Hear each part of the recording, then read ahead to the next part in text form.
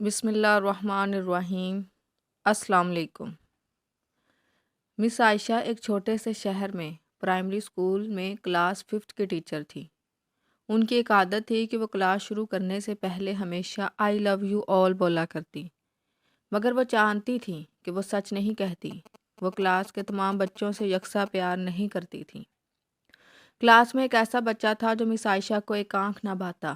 اس کا نام طارق تھا۔ طارق میلی کچیلی حالت میں اسکول آ جایا کرتا۔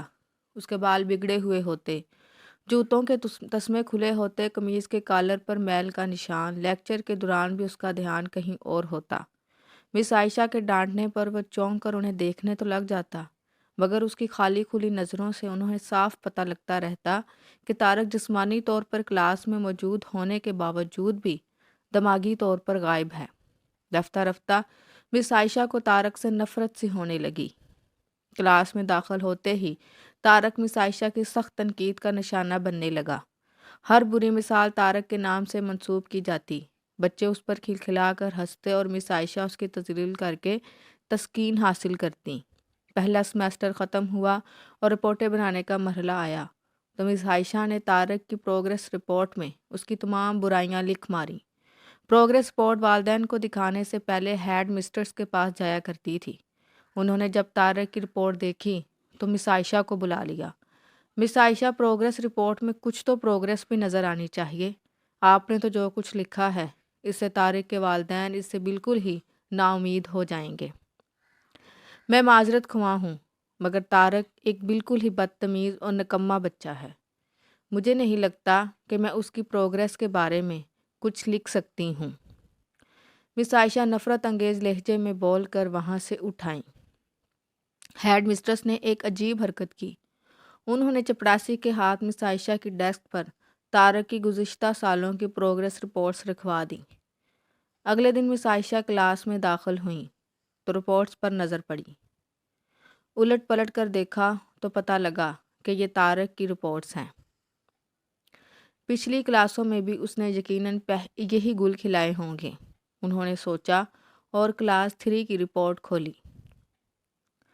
رپورٹ میں ریمارکس پڑھ کر ان کی حیرت کی کوئی انتہا نہ رہی جب انہوں نے دیکھا کہ رپورٹ اس کی تعریفوں سے بھری پڑی ہے۔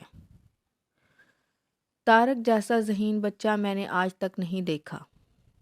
انتہائی حساس بچہ ہے اور اپنے دوستوں اور ٹیچر سے بے حد لگاؤ رکھتا ہے۔ آخری سیمیسٹر میں بھی طارق نے پہلی پوزیشن حاصل کر لی ہے۔ مس عائشہ نے غیر یقینی حالت میں کلاس 4 کی رپورٹ کھولی۔ طارق نے اپنی ماں کی بیماری کا بے حد اثر لیا ہے۔ اس کی توجہ پڑھائی سے ہٹ رہی ہے۔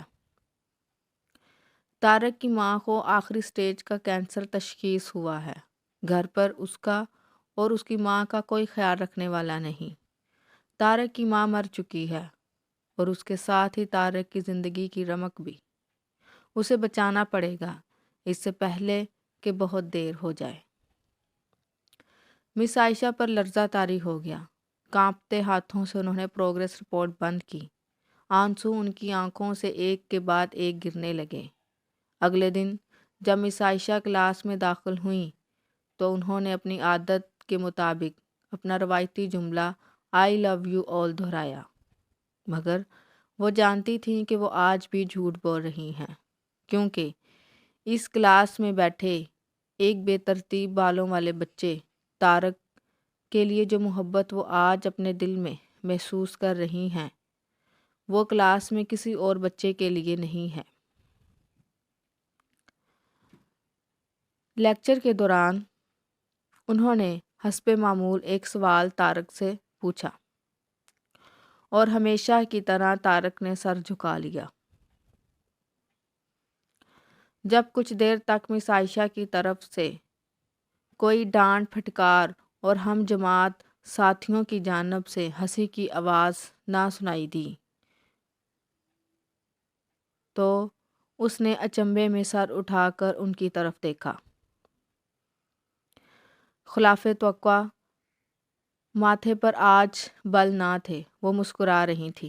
انہوں نے طارق کو اپنے پاس بلوایا اور اسے سوال کا جواب بتا کر زبردستی دہرانے کے لیے کہا۔ طارق 3-4 دفعہ کے اصرار کے بعد آخر بول ہی پڑا۔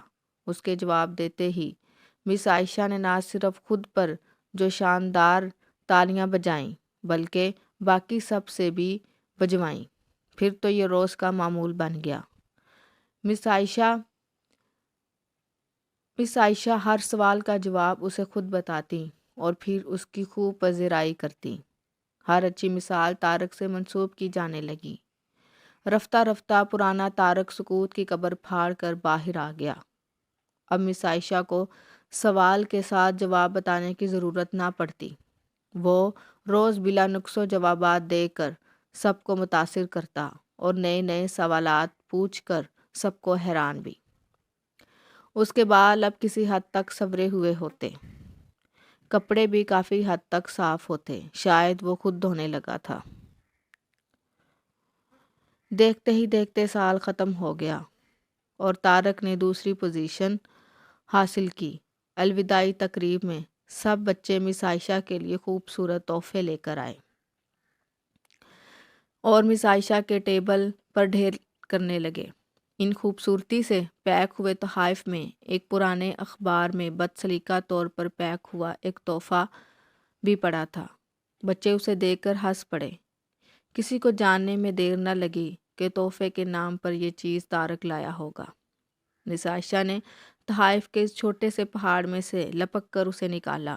کھول کر دیکھا تو اس کے اندر ایک لیڈیز پرفیوم کی آدھی استعمال شدہ شیشی اور ایک ہاتھ میں پہننے والا ایک بوسیدہ سا کڑا تھا جس کے زیادہ تر موتی جھڑ چکے تھے۔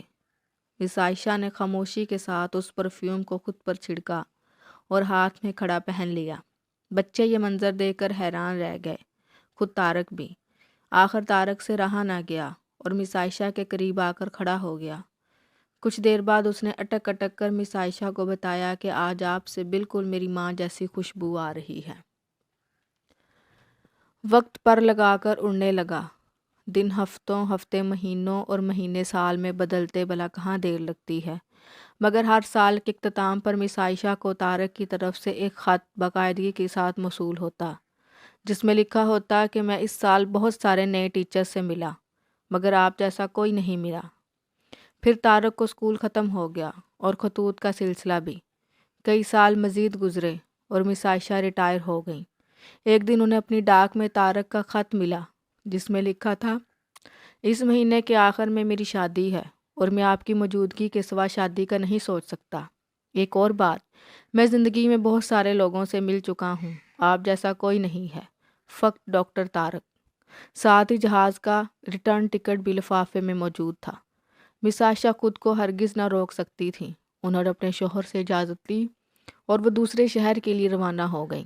عین شادی کے دن جب وہ شادی کی جگہ پہنچی تو تھوڑی لیٹ ہو چکی تھی۔ انہیں لگا تقریب ختم ہو چکی ہوگی، مگر یہ دیکھ کر ان کی حیرت کی انتہا نہ رہی کہ شہر کے بڑے بڑے ڈاکٹر، بزنس مین اور یہاں تک کہ وہاں موجود نکاح خواہ بھی اکتایا ہوا کھڑا تھا، مگر طارق کی تقریب کی ادائیگی کی بجائے گیٹ کی طرف ٹکٹکی لگائے ان کی آمد کا منتظر تھا۔ پھر سب نے دیکھا جیسے ہی یہ بوڑھی ٹیچر گیٹ سے داخل ہوئیں، طارق ان کی طرف لپکا اور ان کا ہاتھ پکڑا جس میں انہوں نے اب تک وہ بوسیدہ سا کڑا پہنا ہوا تھا اور انہیں سیدھا سٹیج پر لے گیا۔ مائک ہاتھ میں پکڑ کر اس نے کچھ یوں اعلان کیا، دوستو، آپ سب ہمیشہ مجھ سے میری ماں کے بارے میں پوچھا کرتے تھے، میں نے آپ سے وعدہ کیا تھا جلد آپ کو ان سے ملواؤں گا، یہ میری